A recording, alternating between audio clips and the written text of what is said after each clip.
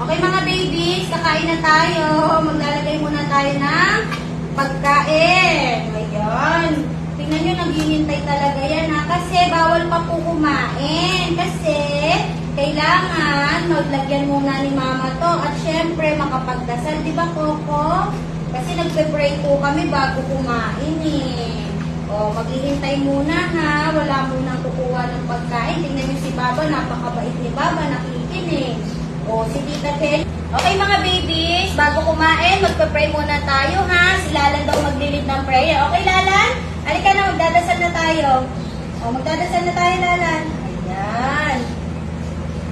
Papa God, maraming salamat po sa pagkain ng mga batuta ngayon. Maraming salamat po sa mga blessing niyo sa amin sa araw-araw. Maraming salamat po dahil lagi po silang healthy. Thank you din po dahil nakikinig na po silang lahat kay Mama. Mababait po silang lahat.